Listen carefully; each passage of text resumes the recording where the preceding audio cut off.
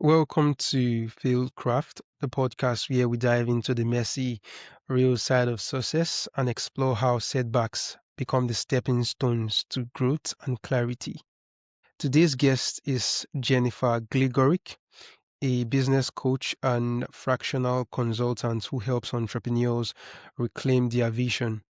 But her personal story is, well, it's honestly out of this world. Her journey is one of incredible resilience. She survived homelessness as a teen and all through college, experienced extreme poverty, and navigated the complexities of being a single working mom. She's transformed that adversity into a superpower, and now on top of her successful business, she serves as a cabinet minister for Asgardia, the world's first digital nation. Her name is literally on the moon right now, a testament to how far she has come. So, Jennifer, welcome to the show. It's an honor to have you here today. I'm excited to be here too, because if anything, people need to fail more. You need to fail forward, fail more, just try. Fantastic. So, first, I'd like to confirm out of curiosity, is your name actually on the moon? How did that come about? Yes, it is. So I'm the Minister of Equity and Resources for the world's first digital nation, Asgardia. And in March of 2025, we actually had our nation's assets placed upon the moon. It was a joint venture with, and I believe we were on the Firefly rover. I used I'm forgetting now, but yes, we were up there. It was a live launch. We actually have an embassy, a digital embassy in Second Life, which is a virtual world. And we watched as it lifted off from Cape Canaveral, and we had other ministers of the government there that when that happened, and then we were live, and then we watched as it was deposited on the moon. And yes, my likeness, my bio, information about me is up on there in the Mars Chrism. So when you look up at the moon, I know exactly where that's at, and it's a big deal for me. So yeah, but all of us guardians, there was a lot of tears when that happened. That was a big journey for us. Wow, that is really awesome. So let's dive in. Jennifer, your story is so powerful. You went from experiencing homelessness and extreme poverty as a teen all the way to having your name on the moon. So can you take us back to those early days? So tell us, what did that rock bottom actually feel like for you? Well, at the time I was very young as a teen, so it I didn't even realize how bad it was at some points, because it was just I was surrounded by other homeless kids. So I lived in Covenant House, which if you have a chance to give to Covenant House, they're an incredible organization that helps homeless children. And that was me. And they were instrumental in helping me. I ended up going through college when I was homeless. But it was as bad as you think it can be. I mean, I went many times where there were days I didn't eat. Most shelters, they allow you to stay for a little bit and then you have to get kicked out. They don't allow you just to stay forever, even kids. So there were a lot of periods where I lived in a car when I had one, and that car was stolen. Then I lived in a tent, or sometimes I didn't have a place. I mean, it was just as grueling as you think it was. But I had learned some really important skills, and one of them was to not be noticed, to blend Mm, in. And because when you're young, especially if you're a young female, there are predators everywhere. They're just everywhere. And so learning how to just not to blend in and not to be noticed was probably like it was one of my greatest superpowers. And that really helped me as a crisis intervention coach going into businesses later, because I could blend in even though I was the bad guy, the new consultant who's just going to be here to get us fired. That's what people think, because the company's not doing well. But really, I would go in, I just put my head down and work at whatever I needed to do and show me how to do this. Now let me try to do it and let's see, um, And then I would figure out where the real rot was in the business and why it wasn't really working. And so that was very helpful. And then later in life, I had to unlearn that. Um, in some ways because I realized that I would do that all the time. And sometimes I wanted people to notice me. And it didn't really dawn on me until I was with my friend who is you just would remember her. And we were out going to a restaurant we had went to all the time, and she knew the owner and she would talk to the owner. And I would go with her all the time and they would never remember me. They'd only remember her. And I was just continuing to be unnoticeable in ways that I wanted to be noticed. I wanted to have a voice. And, I had to relearn that to where I was able to come to the front. I didn't have to be terrified anymore, you know? And I realized that in some ways in business, how that did limit me because I didn't speak up on times I should have spoke up, and I didn't do other things. So it was a superpower on one hand and then a liability in another. All right. Thanks for sharing. That was a really interesting story. So, Jennifer, tell us, how did you begin to find the mindsets to create opportunities where none existed? Well, I got sick of myself. That's really what started it. I started being very angry. You know, I was really pissed off and mad. You know, I was just what you would think. I was, man, why did this happen to me? I have a really great big family, but they've all abandoned me. I don't deserve this. I didn't deserve this to happen. I didn't deserve to not have a bed and to be cold and miserable. And, you know, I was just really mad. And then I got mad at people who had nothing to do with it. Like I'd see people doing well and I'd hate them. And I'd see people with a nice car, even an apartment, you know, like other people struggling, and I just hate them. And it just was eating me up. And it was not a long period, but it's just like it got to this head and I got really hungry and I hadn't eaten for several days. And it was probably like 3 or 4 days. And I wasn't in my right mind, but I was angry. And I saw these people, and I've told this story before, but I was at a Howard Johnson's. There's a hotel in Florida, and they have like a Denny's. It's a diner in the front of it, Hojo Diner or whatever. And I saw people eating, and I got so mad, you know, that they're just sitting there eating and they're leaving so much food on their plate that I just walked and I sat down when this family left, and I just started eating all their leftovers. And I was starving. And I remember it got really quiet, you know, people were, you know, this dirty homeless girl is over eating the food, and that wasn't the only table I sat at. I went and I got up and I went I mean, I was just ridiculous until the waitress came over to me and she like shoved some like money at me, some probably your tip money, and said, "My boss is getting really mad. You're going to have to leave." Right. And I was like, "I'm just hungry." And I just grabbed her money and I was just mean, you know, and I walked out and I just walked. And then I'd gotten some food in me and I had this crumpled up money. And then I'm like, and then it just dawned on me like what a jerk I was. Like, here she is, a waitress, and she's probably, you know, barely making it, and I'm taking, like, her and I just started bawling, and I cried and cried and cried until I could find, like, a really cheap motel. It was enough to get a room in a night. It was, like, $19 a night, and I was able to get, like, a shower and some other stuff, and they had a phone in the hotel, which I was able to use, and I just got the classified ads, and I was able to find a job because that's what I needed. I needed, like, a place where I could sit and they could call me back. And I was able to afford it for, like, a couple of days, and that's all I needed. Um, but I got over it, like, I got sick of myself. I'm like, "This isn't who I am. I'm not this angry, like, bitter person," and I just didn't like myself. And I realized, you know, that I needed to turn things around, like, 'cause I didn't wanna be like that anymore.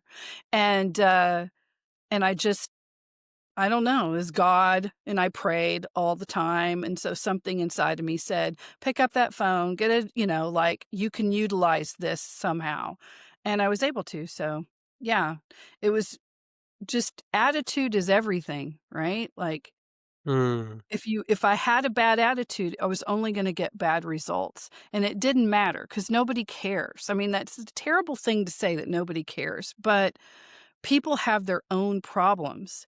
And so when I realized that, once I got some clarity and I realized that everybody's just in their own world, they're doing what's best for them. You've got to do what's best for you. And you can't just lay down. God is a God of action. Even to the blind man, when he healed that blind guy and he said, "Put this mud in your eye," or whatever he did, and he did and wash it out and he could see. He said, "Now get up, pick up your mat, and go forward." It's a God of action. You can't just stay there, right? Yeah. So we have to be people of action. And so that's really what got me out of that. And I just put one foot forward every day, even if I didn't know what I was doing. And I had good faith and I prayed all the time. Fantastic, fantastic. That was a really uh great story there. Yeah, so how did you practically start to transform these adversities into a superpower? So, like, what was the first step in reframing that struggle that you had to take? Well, life gives you struggles. It's going to be hard. Life is hard, right? And so once you approach it as, well, life is not happening to me, it's happening for me. And I have a tremendous amount of agency to take these struggles and turn them into something. With that attitude, it really just changes your perception. So I ended up taking jobs. And the moment I realized I couldn't get anything more from it, I left, even though that's scary. I would start looking for another job because I had to. And I ended up getting into a career path where I was very good at seeing things that were broken and helping people because I Mm, pay attention. And that's like a superpower being homeless, you're constantly watching. You're watching for threats, you're looking at everybody else, you're seeing what other people are doing. Maybe I can mimic that. Maybe that can help me in some way. Their attitude, they're successful. This is how they said that. Maybe if I say it like this, I'll get a similar result. So I was very open towards, you know, looking and even mimicking people that were being successful and avoiding the behaviors that people who weren't. And that really helped when I went into businesses. And so I just took advantage of really bad opportunities sometimes. Like I worked at a steel company. The boss was terrible. He would punch holes in the walls. And we had a whole staff, and it was his son. He was like 26, and I was around the same age. He fired everybody but us because we were the cheapest. And then he said, "Oh, I'm going to go to another country basically to buy steel. And I'll give y'all a huge thousands of dollars worth of bonus if you can keep this company up. And I know y'all are going to do great." So we had what was really terrifying. How are we going to keep this steel company open? Because there's a shop and all these other people that are making this stuff. And it's just two kids running it. And so mm, I just put my head to the thing and I thought, this can be an opportunity. And I learned how to do accounting and I learned how to do all the office stuff. And the other kid learned how to be a shop supervisor. And we broke all their records. We did a great job. And then when they came back, instead of giving us a bonus, they gave us business cards with a new title on it with no raise. So we quit. And I quit. But during that time, because I learned all those skills, now I had very useful skills and some, really incredible numbers behind it. And I was able to get into consulting. And then I just did crisis intervention after that. It just morphed into that. And I've had a career in doing that ever since and helping business owners. fantastic. So, how did your experience with extreme poverty and scarcity shape your views on ethical entrepreneurship and understanding your numbers today? Well, it all goes to the same thing about you can't. When your back's to the wall and you can't you have nothing, then you learn to take different types of risks, right? But then Mm, some risks you won't take, you're too afraid. There are risks that people take when they have money that people in poverty will not take, even though they're smart, calculated risks.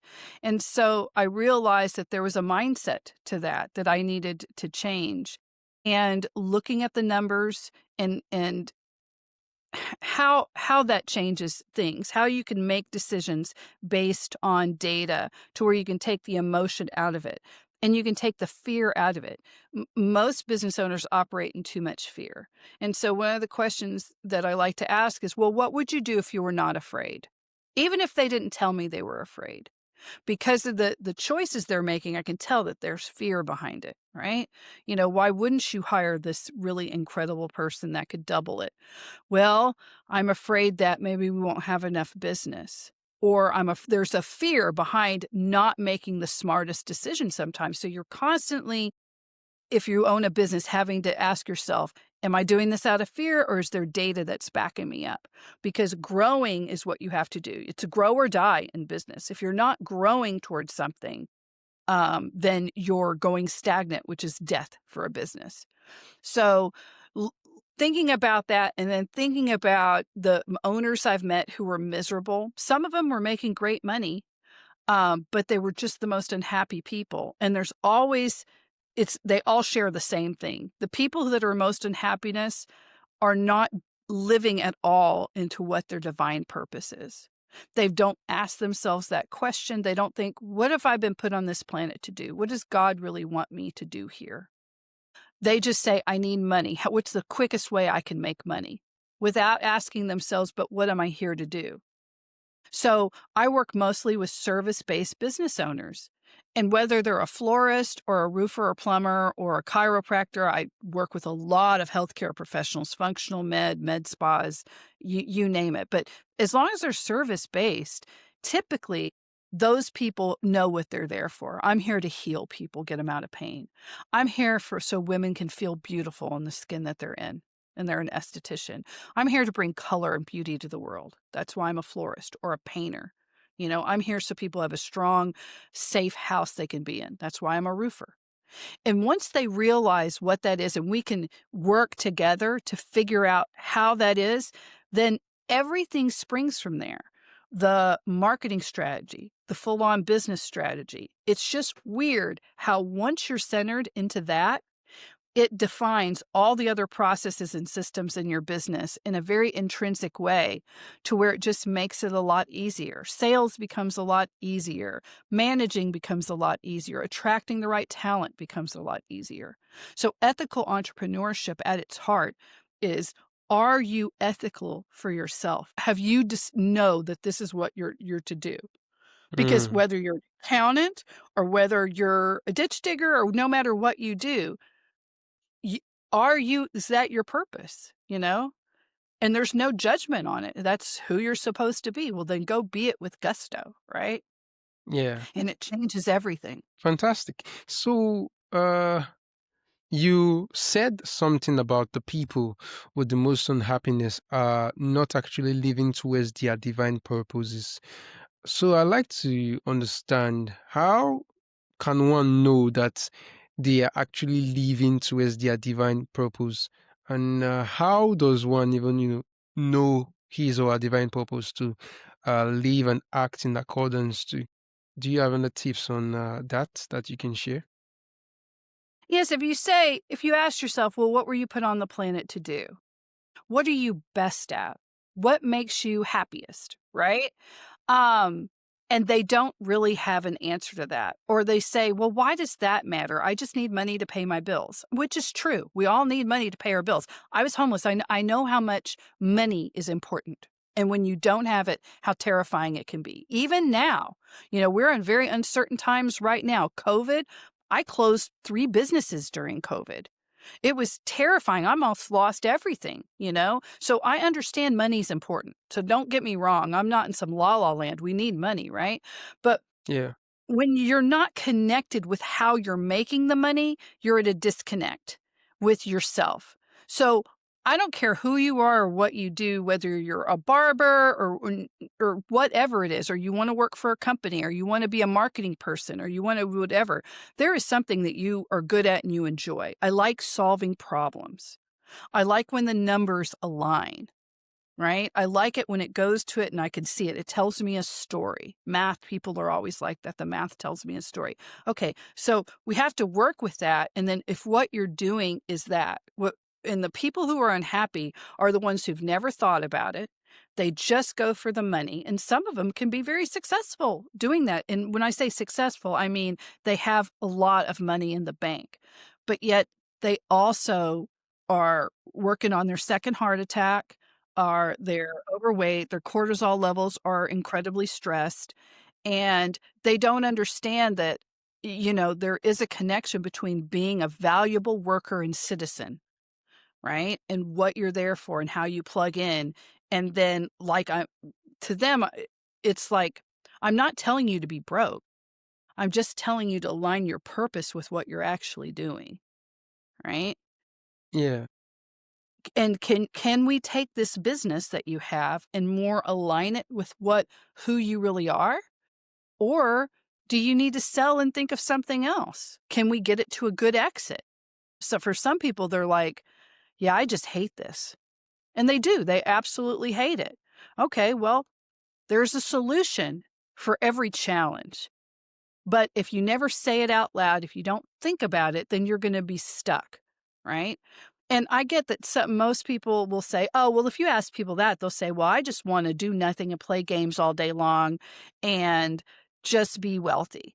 But most people don't say that to me. That's not what they want. They do want to be of value. They do want to, they do feel there's something inside of them that's ready to get out, some way of being of value to the world around them. And we just got to get to that more and have those conversations more at a younger age with kids, because every kid shows you they've got talents and things. And when those kids are aligned, then it's best. Fantastic. So after a journey that's taking you from a homeless shelter to literally the moon. So what does being successful truly mean to you right now? Right now, so being successful has changed throughout my life. Right now, my biggest success is my son. I got him off to college. He's at University of Texas in Austin right now, Wow, and he's doing well. And I'm very proud of him. But that was a big mom challenge, right? Like, get him to where I just want him to have the opportunities, and the things that I never had, that I could not experience. My college was kind of a nightmare. I mean, I was in a shelter. I was barely, sometimes I had a place to stay, sometimes I didn't. It was just terrifying and scary and all those other bad things. And so I'm just so happy for him. And the great thing about being a parent is that I can live life again in some ways through his eyes, these eyes that didn't have all those terrible challenges. And I get to mm, experience it through him, through somebody I love so much. And it's like, this is awesome, But I have the other end of the experience to where I hope that I'm able to guide him. So, to let him know that there are really, there are all these scary things. And I don't want to terrify him too much, though, about the scary things, but just like, don't put down your glass. Don't drink what somebody else drinks, because drugs and things like that. And now college is different. I mean, that whole campus, they have Narcan pens that are free, like through it, because I guess overdosing is a big deal there. So they have these stations where you can run to if you see someone overdosing on drugs and go and save their life. Like, I didn't have that. That is a next level thing that kids have to deal with that I didn't have to deal with. I mean, I might not have eaten, but I didn't have to worry about, people dying all the time. And so he has different challenges, and that's a trip too, trying to educate myself so I can be an advocate for him, because this time is so important, like when you're young like this, it's going to be so important to set him up for the rest of life, because he can break that he doesn't ever have to be in poverty, and my grandkids never have to be in poverty. So if we do it right, then we can break that cycle, to where that's not something he has to worry about. So I'd fantastic. say that's my biggest challenge right now. Awesome. That's a really great, meaning for being successful for someone that I've heard. So, finally, this has been a really incredible story. So, for our listeners who want to connect with you or perhaps join your group for mentorship for their business, so where's the best place for them to go? You can go to superclinicproject.com. That's superclinicproject.com. And if you see my picture, click on it and it'll take you right to me. You could book a call. In fact, I do a free challenge call with people where it's not a sales call at all. You just say, "This is my challenge." And within 15 minutes, I'll give you about $10,000 worth of value in it. And I'm really, really good at it. So it doesn't matter what your challenge is. I will sit there and work with you. And I love doing those calls. But I also have a free school group where you get tons of value in that. We have a mastermind. There's a lot of free stuff. So if you go to superclinicproject.com, you can hook up with me or you can just get a lot of free help. All right. It's been a really great time chatting with you on this podcast today, and I'm really excited and honored to have you on the show. I was very excited to be here. Thank you for having me. And everybody don't be worried. Don't be afraid to fail. If you don't fail, you'll never get success.